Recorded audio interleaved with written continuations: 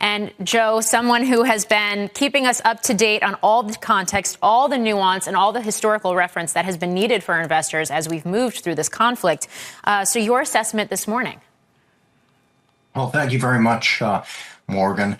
I think that this is a very good development. The alternative would have been quite different. We do owe it to the Pakistanis for playing a very constructive role in getting us to this point. I think they were viewed as credible interlocutors, both by us and by the Iranians.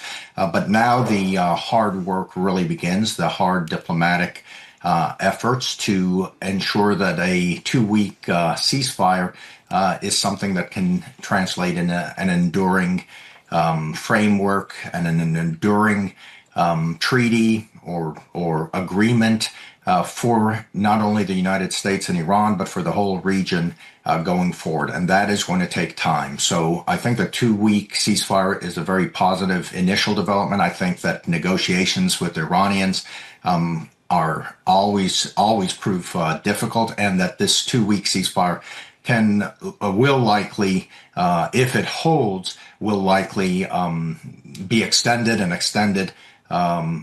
in order to achieve a sustainable permanent end to the hostilities. Yeah, so the 2 weeks is just a beginning. Got it. Pakistan had come out and said that fighting in Lebanon was going to cease here as well. Israel turned around, confirmed the ceasefire and that it would adhere to it, but said this is excluding Lebanon. So how to understand that dynamic and whether we should be thinking about Israel's piece of this conflict and their role in this conflict as a potential wild card as well?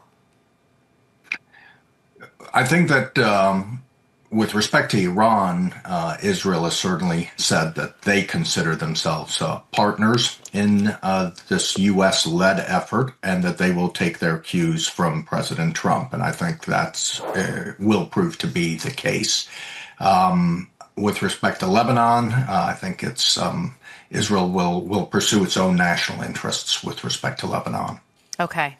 And in terms of reopening the Strait of Hormuz, fully reopening the Strait of Hormuz, what could potentially go into that, given how fragile this ceasefire is and these talks are? I ask that because the IRGC, the statement that we got from Iran last night, talked about remaining involved in policing and coordination due to, quote, technical limitations. And that seems to be being understood as not every country is going to be granted safe passage. Yeah, that's a very touchy subject, and I think actual deeds will be much more important than words.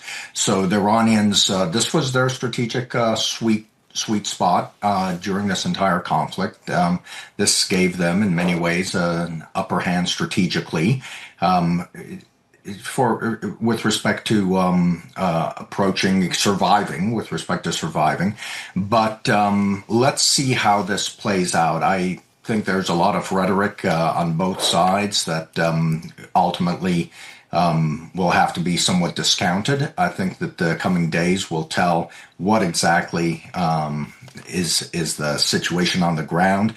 And I think from the United States perspective, and I think very much so also from the Gulf nation's perspective, it will be important that there be unfettered capability to transit the Strait of Hormuz.